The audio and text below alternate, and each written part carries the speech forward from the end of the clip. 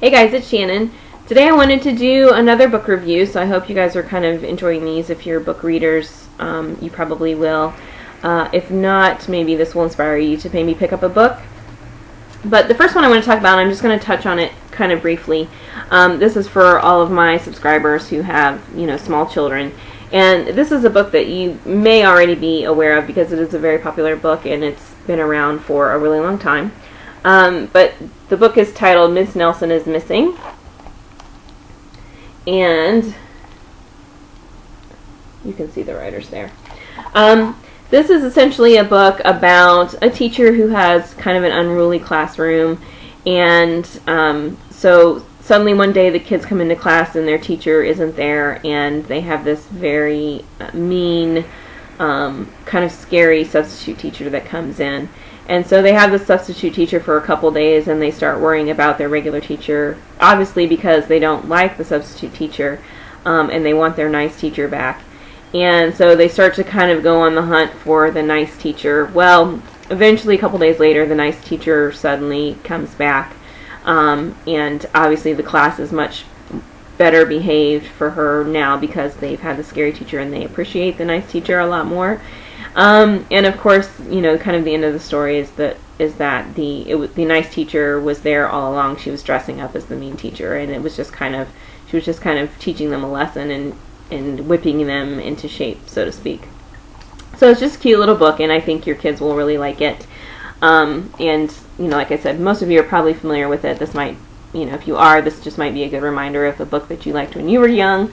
But if you aren't familiar with it, then, go read it yourself because I think you'll think it's cute even as an adult. I like to read children's books and kind of stay on top of, the literature that's available for children, even though I don't myself have children.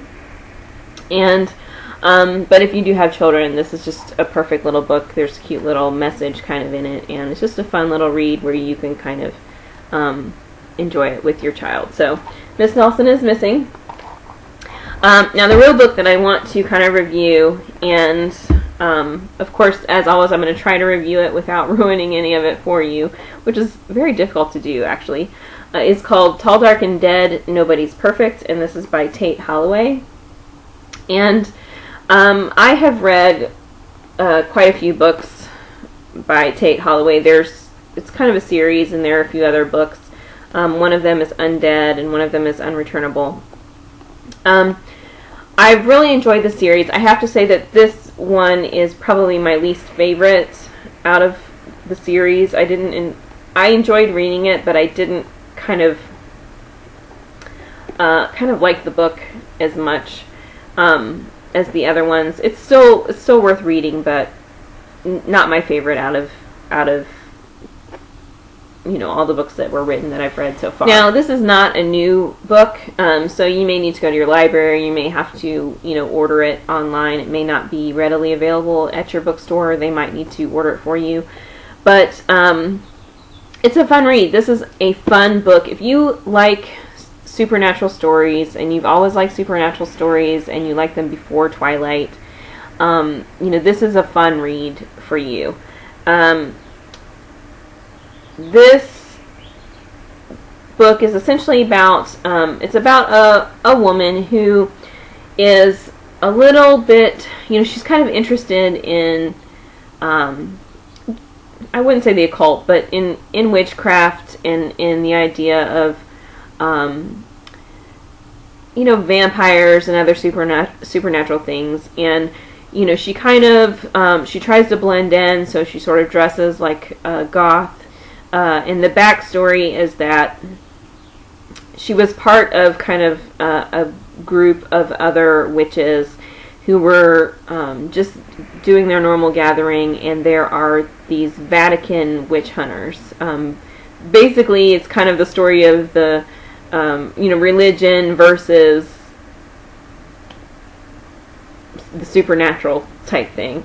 And so these Vatican witch hunters, are kind of come down from the Pope, and anyway, they are trying to eradicate the world of the witches and the witchcraft. They consider them evil, and so at some point these Vatican witch hunters come in and they basically kill her entire coven. And when it happens, she ends up, kind of not really on purpose, but just sort of as a reaction, she ends up calling this goddess down and sort of absorbing this goddess into her. So she's got this goddess called Lilith kind of inside of her, and Lilith can be quite dangerous. Lilith ended up kind of killing off all of the Vatican witch hunters, and so this character survived. Her name is Garnet. So Garnet survived, the witch hunters, and now she's got this goddess kind of trapped inside her. And over the books, there's different things, like she dates a vampire, and it's just kind of fun stories about, supernatural and witchcraft and that kind of thing. So the stories are just kind of silly and fun.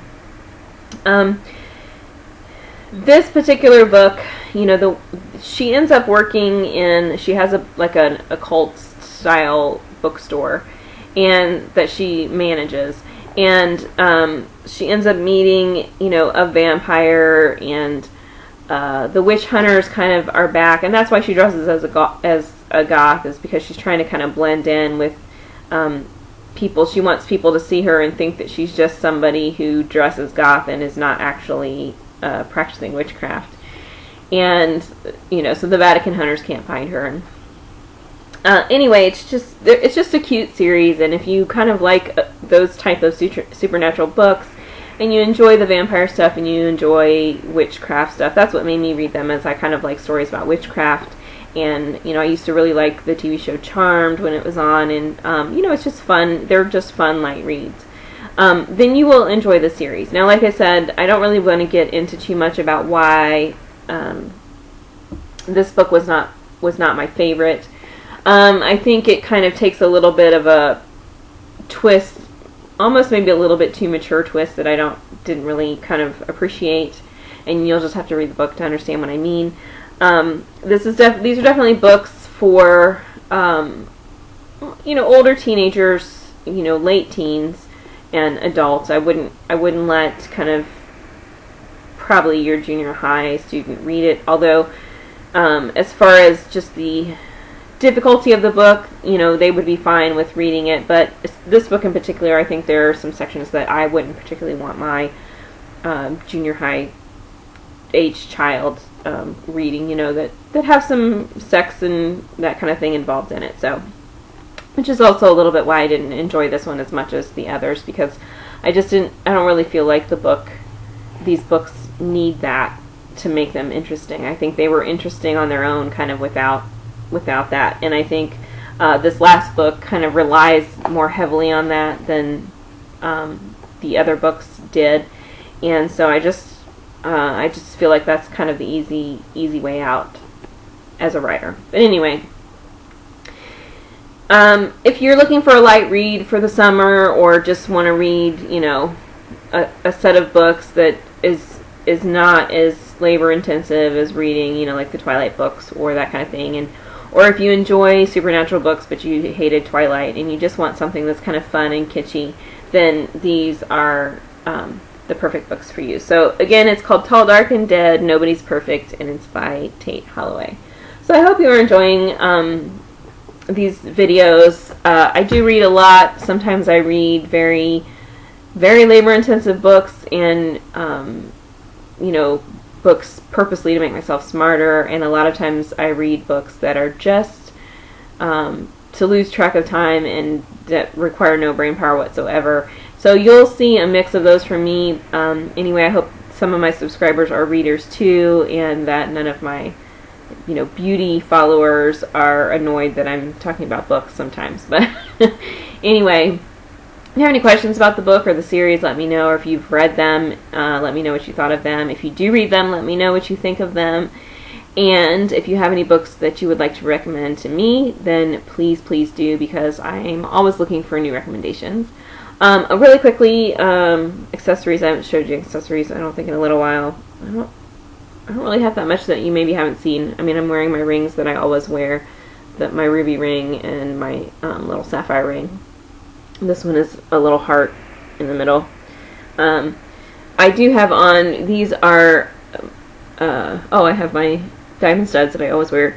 These are rose gold heart-shaped hoops that I really like a lot.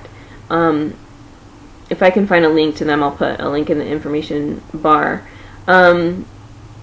I don't do a lot of rose gold because, you know, really, I mean, if you look, it just kind of blends in with my hair color. And it's not my favorite color of metal for a lot of skin tones. I know a lot of people really love it, but it's really just not my favorite. But I just really liked these because they're little hearts, and you can kind of weave them, you know, further through your ear if you want to. You know, if you want to change how they hang. I like to have them like this because they kind of stand out from my hair a little bit better, and so, you know, you can actually see them a little bit better. But you can obviously, you know, you can thread it further through your ear if you wanted to, like this, and have it hang, you know, more up and down, or however you wanted to do it. I just kind of like it to stick out a little bit so that people can actually see it.